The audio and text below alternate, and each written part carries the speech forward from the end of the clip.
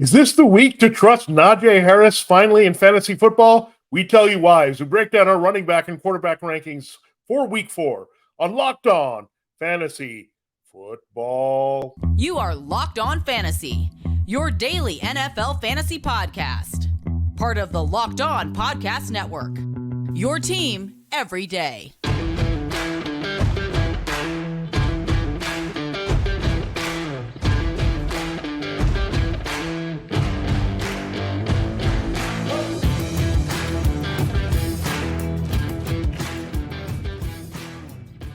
Greetings, everyone, and welcome to another edition of the Locked On Fantasy Football Podcast. We're your destination to become the smartest fantasy football player in your league.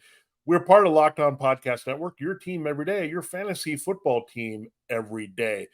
I'm one of your co-hosts, Vinnie Iyer. When I'm not doing this, I'm writing about NFL betting and fantasy for sportingnews.com. Hey, I'm Michelle Magdziuk, researcher at NFL Network and fantasy analyst at NFL.com. We have an awesome show today about running back and quarterback rankings. I personally, you love the wide receivers. I love talking about running back. So these Wednesday shows are my favorite. But should we just hop right into the running back rankings? Yeah, let's do it. And I know we have some players that we disagree on, and then there's some players that we're thinking about. Here, we told you at the top here that we look at Najee Harris. Look, it's all based on the matchup, right, Michelle? I have him as high as 14 this week. That's pretty high for Najee Harris based on his body of work so far this season. So, look, you have him down there just before the top 20 ends at number 19. So, I don't know. I guess we're trusting him purely based on he gets the best matchup for running backs in fantasy in the Houston Texans this week. Yeah, this is the thing. If you roster Najee Harris and you can't play him this week in this matchup, I don't necessarily know when you're going to be able to play him. Like, if you can't just put up a 13, 14 point performance against the Texans, I think all hope is gone.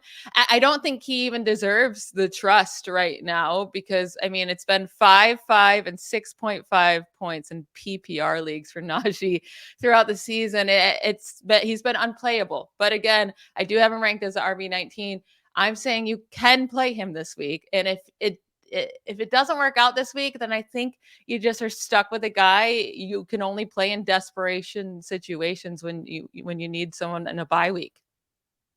Yeah, I'm not feeling great about him having a big game. I think he can have a serviceable game. You also have to think that they're going to give Jalen Warren maybe some key work here, and he could have a game where he explodes for a long run or something in this one. And keep in mind, last week we had Travis Etienne had the big yardage day, Tank Bigsby had the touchdown. So the Texans are hemorrhaging points here with their run defense. Have been better, much better against the pass. So something to look at this week. Now, one guy that's been struggling, he's actually had one good game in between against the Chargers there in week 2. Derrick Henry. It's just hard to get inspired by Derrick Henry. I buried him. I think you still play him.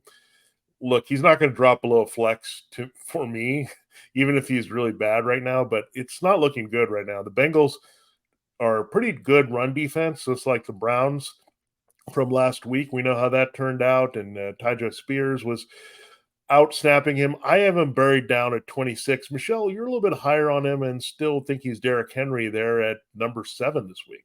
Well, are we forgetting that he put up 19 fantasy points the week prior and 14 the week prior to that? Like, I'm not worried about Derrick Henry in the slightest. The Browns are a really good defense. They got their butts kicked and they went away from the run. Too much is put on Derrick Henry's offensive snaps this year. Oh no, he's playing less snaps. Who cares? He leads the NFL in percentage of team touches at 46.7%. It's by a large chunk that he leads the NFL. The next closest is CMC at 43%. So when he's on the field, he's touching the ball. So they're just resting him at times where they're not going to utilize him anyways. He's still getting the most touches. He's still Derrick Henry, and I'm not worried about the Bengals matchup. Week 1, Nick Chubb always, kills people on the ground, but averaged nearly 6 yards per carry. In week 2, J.K. Dobbins was averaging over 6 yards per carry against the Bengals. And then they played Kyren Williams, who averaged 3.8, but that's like what he averages against any team. So I'm not worried about the Bengals defense in this matchup. I think it'll be a closer game because the Bengals are struggling to score as well. So Derrick Henry is going to be just fine. Running back 26 is absurd by you, sir. Absurd. The disrespect. I'm just tired of the Derrick Henry. It's just boring to play him at this point. Like, you're going to hope that the matchup is good. And the one thing that we do have to consider, this Titans offensive line is atrocious. And Peter Skoronski, the rookie, was their best guy, and he got hurt. It's pretty bad up front. And my concern here is this is a bad game for the Titans secondary against the Bengals, who showed some signs of life with Jamar Chase. I know T. Higgins dropped some balls, but Chase and Higgins are just brutal matchup for this Titans secondary. So Joe Burrow, I think, is going to play better this week. And if they get a negative game script, it's over for the Titans. I mean, I just don't get great feelings from watching the Titans offense. It just doesn't look competent. So I'm not necessarily putting Derrick Henry down because of Derrick Henry, but all the factors around him have never been this bad, including his age and the wear and the working at Spears. So look, I'm hoping maybe this will be a wake-up call, maybe some bulletin board material for that someone's ranking at 26, but I just looked at the running backs ahead of him and I just felt, look, we're going to go that direction. Now, definitely one running back we have ahead of him, for me at least, that I'm really into, really DeAndre Swift, Raheem Mostert. These guys have been fantastic here. If you look at their speed, they're putting up explosive games in very good offenses here. So looking at them, I love both of these guys this week. Continue to do that. I have them as a combination of 8-9 for Mostert and Swift. You have them reversed at 8-9 this week. So we love these guys this week. And again, I think you'd be more excited to play those two guys right now than Derrick Henry. Yeah, they definitely offer a great upside, right? And they're more explosive. I do think Derrick Henry is still a great play, and you shouldn't have to decide between these guys, right? Play them all. But the Bills are allowing the most yards per carry this season, so Mostert has a nice matchup, right? And you expect both teams to they have good defenses, but you expect them to still be able to score. Bills versus the Dolphins.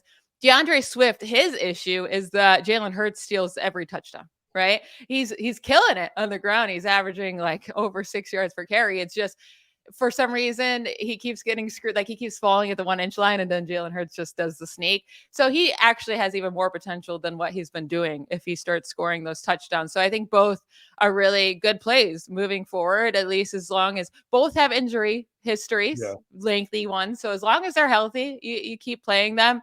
Another guy who might be his last game where you can trust playing him, because Jonathan Taylor, will he come back week 5? Nobody knows. But Vinny, it took you till week 4, but you're trusting my boy Zach Moss. You have him as a running back 12. I have him as running back 10.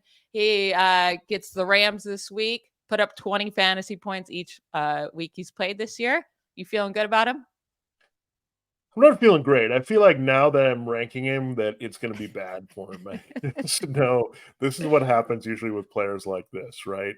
But he's getting too much of the work to ignore. Like, I didn't expect him to get 30 carries in any game. Like, I thought the game script was going to be negative last week. The Ravens are a pretty good run defense. So, I don't know. The Colts are playing well, actually, on both fronts, a little bit better than I expected here early in the season.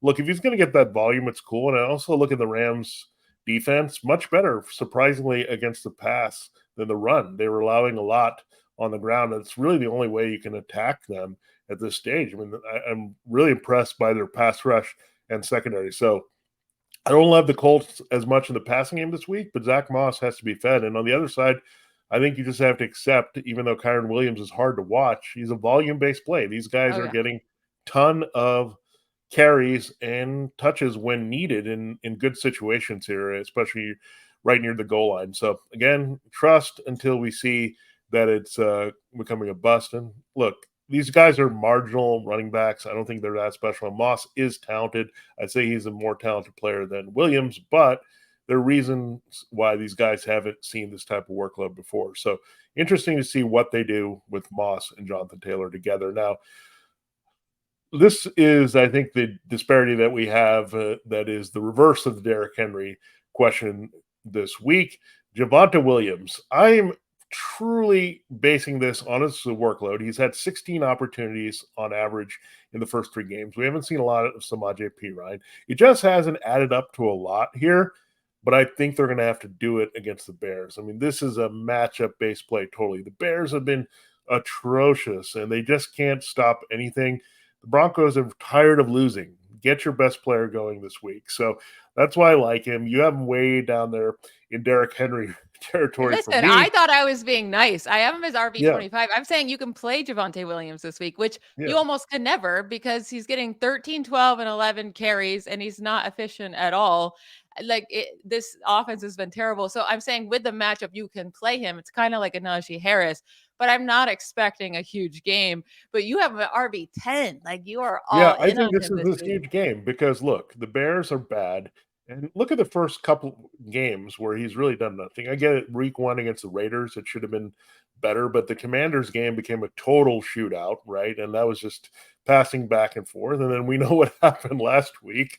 They got down really big, and it didn't really help to do anything else than throw deep to the wide receivers. Uh, so I think this is the opportunity. I think this guy is too talented to not do well, and it's an opportunity. This is how little faith I have in the Bears defense. So this is more of a Bears defense play as much as a Javonte Williams play, but I still think this kid is talented. He just has to get the ball in better situations here and be trusted. And I think the game script is going to help him here. And again, when you're desperate, you're going to do what you can to get yourself a win. And I think Javonte Williams has to be a big part of that for Denver this week. Yeah, if I had to choose, I'm going with Najee over Javonte. I do think Javonte is a possible option. I'm just not Yeah. super high on him.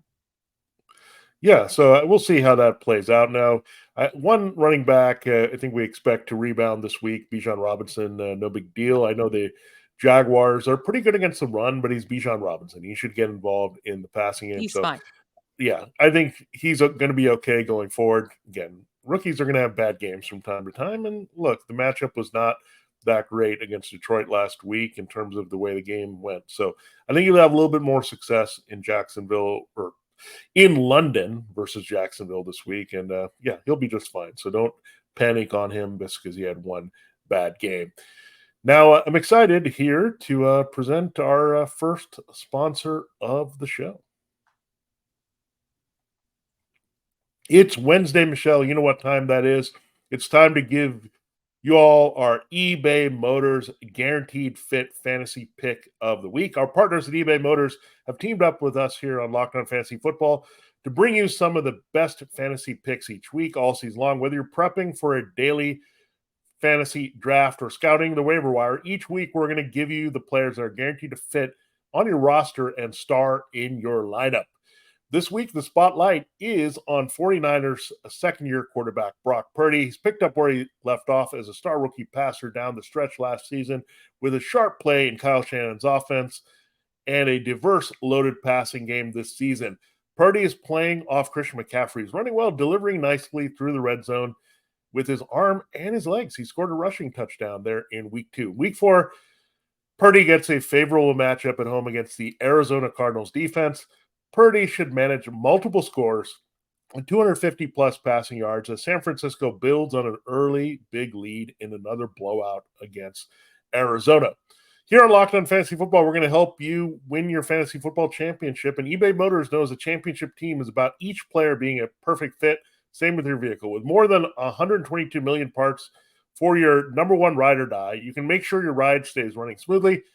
Brake kits, LED, headlights, roof racks, bumpers, whatever your baby needs, eBay Motors has it.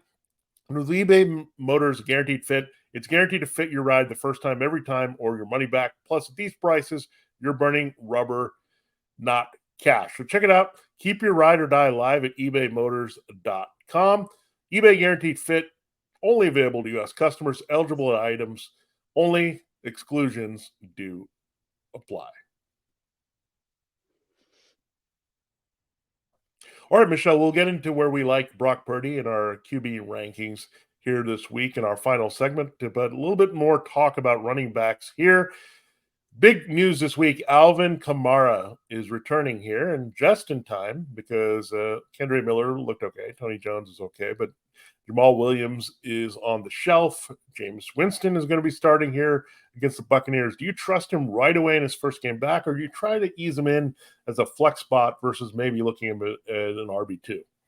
Yeah, I mean, I trust him more if I need an RB2 than to like force him into my lineup there, because with a flex, maybe you have a higher upside wide receiver. But I do think he comes in, he leads the team and carries, and he should get some targets. But the matchup is rough, right? Against the Buccaneers, not a great matchup, and he has struggled against them over his last two games, actually. 5.7 points and 5.1 points against the Buccaneers. So they've learned how to stop Kamara, and he had a lot of up and down games last year. It was not great, right? He had some really great games. He had a 42-point game, but a lot of games under 10 PPR points. So I'm not expecting huge things from him. I have him RB20. I think he's a playable guy, but I'm not expecting a huge week. You have him at RB16, so you're not necessarily super high on him either, but we're both saying, yeah, you can plug him in. Yeah, I think what else are you going to do here? And they have to really work Dalvin Kamara. That's one thing that Jameis Winston does. He tries to protect the ball, so there should be a lot of receiving opportunities here.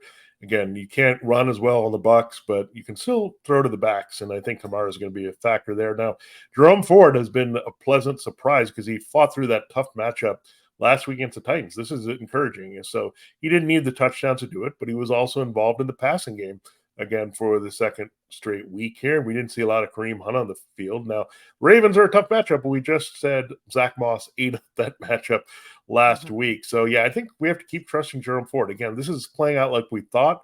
He's going to have some RB1 type spikes, but he's going to have a good floor as an RB2 in most weeks.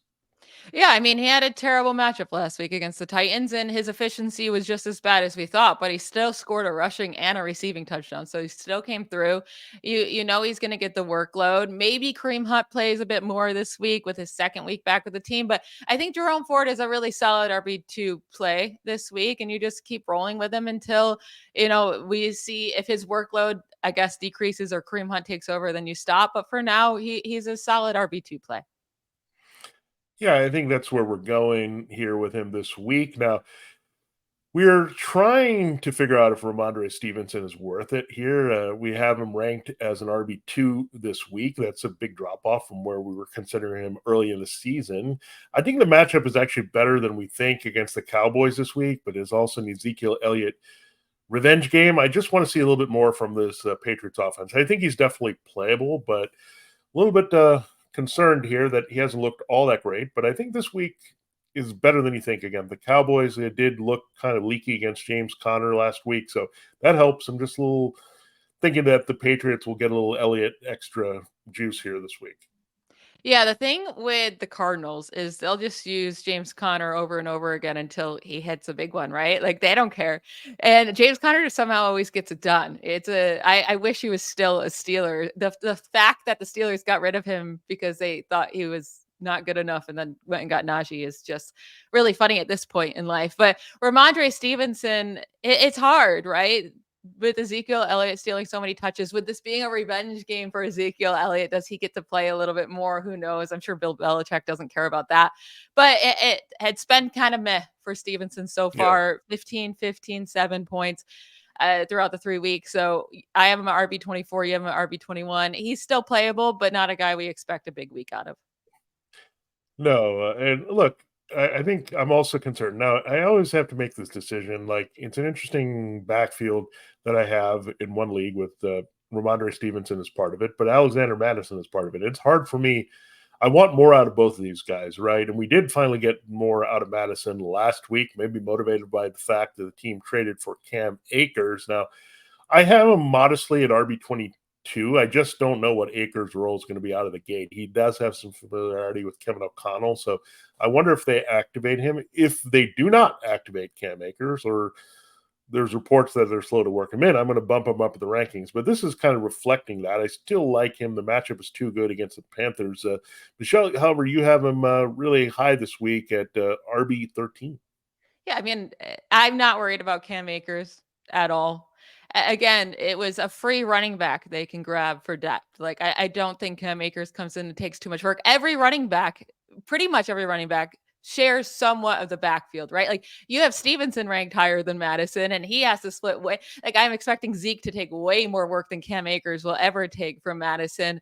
But Madison's already the RB19 on the season with a week that he absolutely bombed, with also scoring 0 rushing touchdowns so far this year. So I'm willing to put him up a little bit higher than that this week when you're going up against the Panthers, who let Kenneth Walker score 30 points, let Tyler Algier score 24 points, let Bijan Robinson in the same game score 20 points, and let Tony freaking Jones score 16 or 15 fantasy points, like, and 2 rushing touchdowns to 3 of those 4 guys I just named.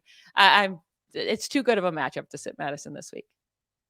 Yeah, you're definitely playing him again. These are all RB2s, and this is why you have some good value. Again, we'll keep saying that is like, I hope he went and looked at wide receivers, tight ends, quarterbacks earlier, because there was a lot of middle of the road value. Now, Rashad White, we've been debating him. I think Madison and Rashad White have been our 2 most polarizing players because maybe they're just middle of the road talents trying to figure out what we're going to do with them. Now, don't put Madison and Rashad White's terrible bucket. Rashad White is a bad running back. I think Rashad White is different. They're both different types of running backs, but I wouldn't say these are guys that we're going to bang the table for and we feel always great about, right? They have their separate things of issues. I think that maybe they're not being used as properly as they should be in both cases as well, but I just don't like it here. The Saints are pretty good against the run. I don't know. I mean, Baker Mayfield is playing okay. He was terrible. Came back down to earth against the Eagles, who have a very good defense. Now, the Saints can also boast that defense this week. And Rashad White, they just don't get him the ball well in the passing game. I think they need to do that more. That's his strength. That's why Tom Brady kind of vouched for him to be drafted there, to be his new James White. But look, the Bucs are maybe not using him in the right way, where he's not supposed to be a power back. He's a guy you get in space, get outside, go in that direction. And I don't see that happening here against New Orleans. So we have him buried here, RB30 and RB31. So he's one guy that I'm definitely not forcing in the lineup this week. Again, I think a lot of these guys are matchup based week to week, and that's how you have to consider it. And that's fine, because you should have a lot of these guys if you played it and you said, okay, I'm going to get all these other positions early, get a few running back options, and then you're in business here. I want to ask you a question, Vinny. What in the world do we do with Breece Hall? He plays the Chiefs, who have been a stout defense so far this year. I still have him at RB26. You have him at RB31, which I think is completely fair. I mean, he's the last 2 weeks, not even 1 fantasy point in week 2. In week 3, 3.7 points. I don't know what to do with him, what to do with this Jets offense. Like, he looked so good in week 1 and then just has completely become a ghost. Yeah, I want to rank him higher. The talent says I should, but this is getting pretty bad because it's not just Zach Wilson now without Aaron Rodgers. It's also Nathaniel Hackett. Like, you got to get Breece Hall involved. Like, he should be your Aaron Jones. You played in an offense in Green Bay where this player is very similar, right? He can catch passes. He has some explosion to run downfield. He has all that. He can finish well in the red zone. Then you're giving the ball to the fullback. I know he scored last week, but come on. Like, let's get this guy involved. Let's figure out a way to get Garrett Wilson open. He's still very talented. He can still beat a lot of corners and separate, and he's good. I mean, we see that every week kind of with the Saints, with Chris Olave. They figure it out. I mean, he has tough matchups. They get him open. Do that as a coach. And Breece Hall and Garrett Wilson need to be the principles of this offense. You got to feed them as much as possible. Get the ball in their hands. Get it quickly out of Zach Wilson's hands. So until they have a quarterback change, I don't know. Like, they just need some competency here. I'm not seeing it in the Chiefs defense. You got a brutal matchup, and this game could get out of hand where then they just forget about Breece Hall and stop forcing Dalvin Cook in there. He just is useless at this point. This is why the Vikings gave up on him. I mean, Alexander Madison looked better at this point than Dalvin Cook. That's why they were able to move on so easily. So stop forcing this guy in there. He's not Dalvin Cook of old, and then we will see. But the Jets, I mean, I don't know if I can talk anymore about the Jets. It's just sad to see at this point. Like, I can't even feel great about starting Garrett Wilson at this point. We got to talk about another terrible offense. It's the Oh Bears. And no. with Khalil Herbert, it's in the same game that we were just you're talking about Javonte Williams. I think they're in very similar situations. But that's why I have Javonte Williams and Khalil Herbert ranked close to each other, because Khalil Herbert could easily put up a great game, just as like the possibility of Khalil Herbert or Javonte Williams putting up a good game, I think, are equal, right? They both don't see a lot of touches. They both split a backfield. They're both on awful teams. They both get amazing matchups. Like, just ignoring the Miami game where we know both running backs went off on the Broncos. But even the week prior, Brian Robinson put up nearly 30 fantasy points against the Broncos. So this is a great matchup. If the Bears have any chance to win it, they just have to run, run, run, run, run. So maybe Roshan Johnson is also a possible option this week, but I do think Khalil Herbert is a viable flex play this week. And if he's not, like if he can't do it in this matchup, you just got to probably drop him and move on from there. Yeah, he's in danger of losing his job. He fumbled last week, and I think Roshan Johnson needs to get more work, but this coaching staff, unfortunately, is pretty clueless at this point. So I'm not sure what to do with Justin Fields, and maybe Michelle will have some answers for that in our final segment as we look at the quarterback rankings. Yeah, we'll get into Justin Fields and the hard Ugh. discussions around some of these top quarterbacks in our last segment. Before we do that, I do want to talk about one of our great sponsors. Jace Medical is just an awesome company, and everyone should be empowered to care for themselves and their loved ones during the unexpected. That's why Jace Medical offers the Jace case. The Jace case provides 5 life saving antibiotics for emergency use and gives you a peace of mind so that you are not just hoping that you have access to medication in an emergency. Jace Medical makes sure you have the medication in hand. Jace Medical is simple. They handle everything from the online evaluation to licensed pharmacy, medication, delivery, and ongoing consultation and care. Don't get caught unprepared. Save more than $360 by getting these life-saving antibiotics with Jace Medical, plus an additional $20 off by using code LOCKED ON at checkout on jacemedical.com. That's JASE medical.com and use promo code LOCKED ON.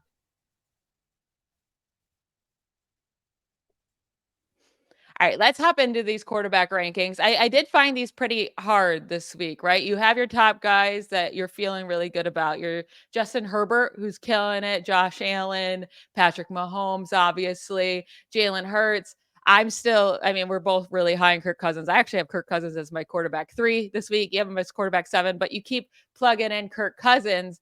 But then after that, let's just talk about Tua Tagovailoa really quick here, right? Like, he's gone off now in 2 weeks, had a little bit of lower week against the Patriots in New England. Now he has to go to Buffalo. Do we foresee this being a lower week like it was in New England, or is he still a good play? Well, I think you just have to look at the nature of this game, and this is why I have Josh Allen number 1 on the list this week. This is going to be a back and forth affair. I mean, there's just too much offensive talent on the field. I think Stephon Diggs, Gabe Davis on one side. You've got probably Jalen Waddle returning here this week and having him with Tyreek Hill. Then you throw in the running backs that are explosive: James Cook, Raheem Mostert, Devin McChan, and you're looking at a lot of weapons on the field for both teams. So this should be a back and forth affair. This is not going to be a grindy game between these two teams. I know they have some defense on both sides, but the quarterbacks, the offensive schemers, just too good in this one to say it's going to be low scoring. So if you look at sometimes my rankings, Michelle, they're based on, do I feel like this game could be high scoring? And usually I'll rank both those quarterbacks together here, especially if they're in competent passing games. That's why I like Tua all the way up at 4 this week. You have him at 7, so not too much difference there when you look at what the potential is this week. So interesting there that Tua has had almost the same exact stats overall, not the same number of passing yards. He's actually done a little bit more with the same volume, but it's the same touchdown interception ratio, all that stuff from the first 3 games of last year. And so just stay healthy, start producing, and I think we're going to be okay with Tua. But until I see anything else, until he gets hurt, he's a weekly starter for me. Yeah, he really is. I mean, he won't have all huge weeks, but no quarterback does, right? So just keep plugging into I'm fine with him in this matchup. I don't think it's going to be as huge of a week. I don't think they're going to go off. Like, I don't think that both the running backs are going to go off, right? But they're still good play. So you just plug in all of these Dolphins players each week because you know the ceiling that they do have. One guy I have ranked higher than Tua by one spot, and it's a little risky, and I might switch that by the end of the week. But Anthony Richardson, he looks like he's coming back from the concussion. So concussions you don't have to worry as much about with unless he starts getting concussion after concussion. But the first one in the NFL, like, he should come back and he'll be fine. You have him buried pretty deep here, quarterback 17.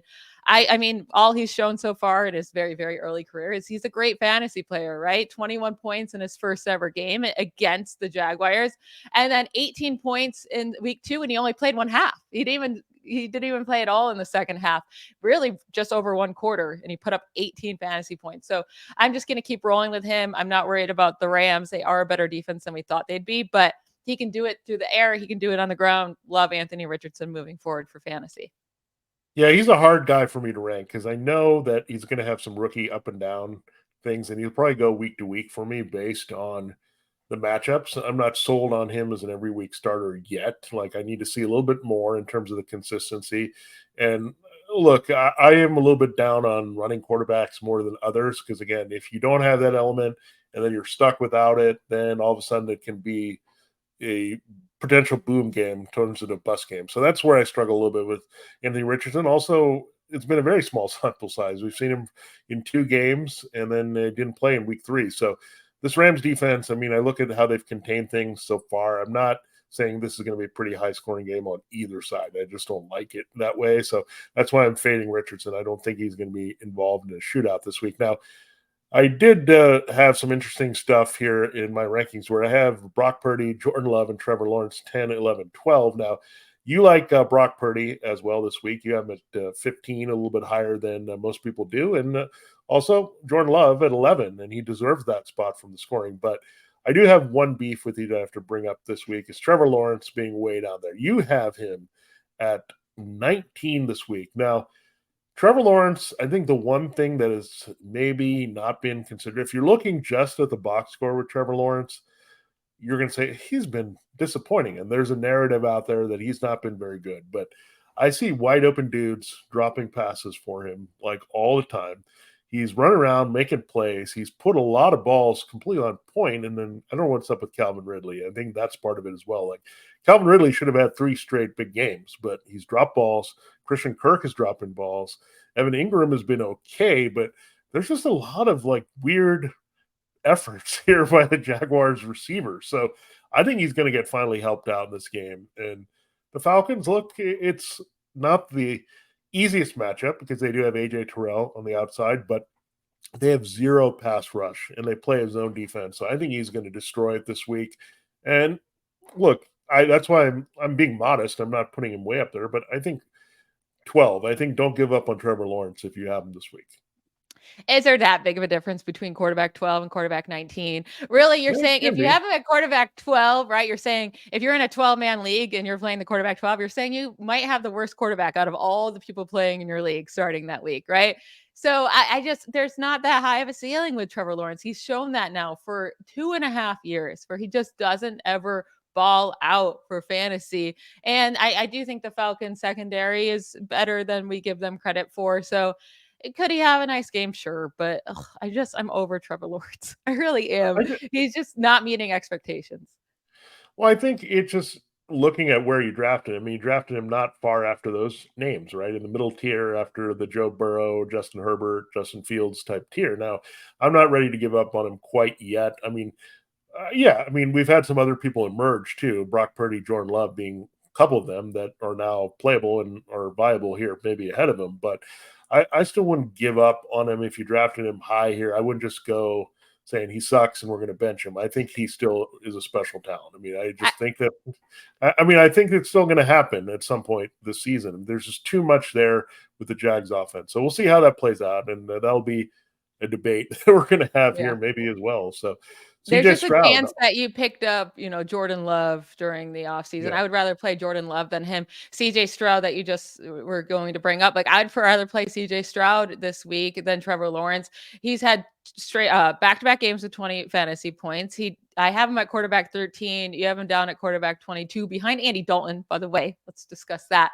But Jimmy Garoppolo last week scored nearly 18 fantasy points against the Steelers, and he threw 3 interceptions. So I do think the Steelers defense might make CJ Stroud make some mistakes, but they also allow a ton of yards. Like they're very much bend, don't break. So they're going to allow a lot of yards. And even if the Steelers do pull ahead, that just means CJ Stroud's going to have to pass more. So I like Stroud in this matchup. Yeah, the reason I don't like him that much is this pass rush is going to rattle him. This is something he has not seen before, especially with 2 offensive tackles out. I mean, this is a different story, I think. I think there's a perception that the Ravens defense is all that good, but they're really not. They don't have the same pressure and guys that can make plays on the ball. And Jimmy Garoppolo, look, he had the Devontae Adams blow up here that really helped. And I think you'll get some help from Nico Collins and Tank Dell here.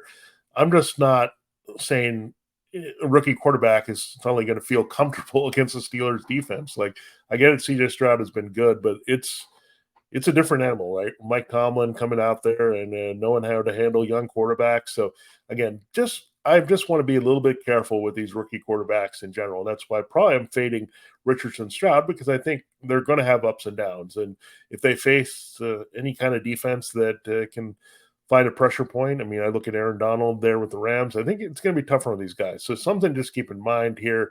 And Andy Dalton, look, we can dump on him all we want, but he looked really good last week. And I don't know if he's going to get in there against the Vikings, but he was sharp. I mean, you just look at the tape and he was just finding wide open guys everywhere and on point here. And we know the Vikings. I mean, that's another thing. The Vikings stink here. Like there's no pass rush. There's no coverage here.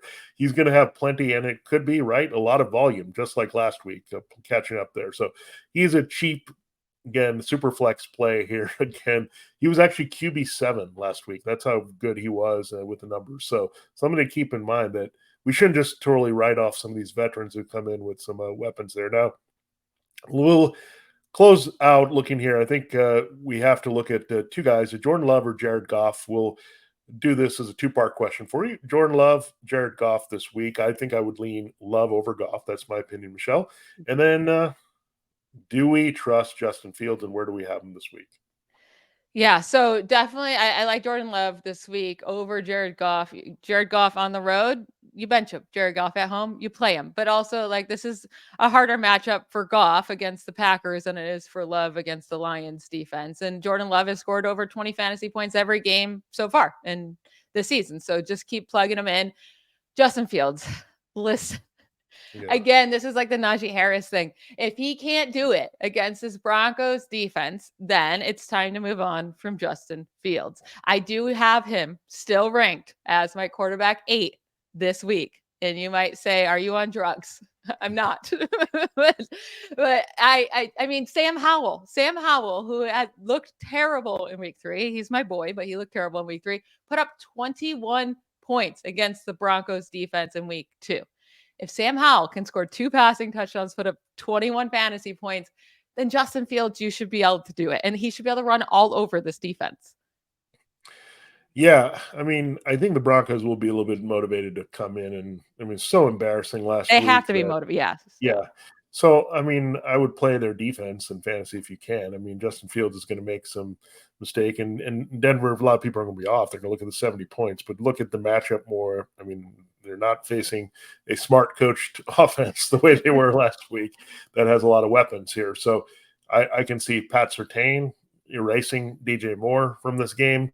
And then what do you do with Justin Fields? He's got to run around. What might help is the Broncos linebacker, Josie Jewell. I think he's one of the better guys in the middle of the field. He might be gone, so that could take away a guy that could slow down Justin Fields in the running game. So, look, I'm hopeful. I think I'm being conservative with him at 16. I just like Geno Smith, Daniel Jones in the same game. That could be a little bit of high scoring there on Monday night, going back and forth.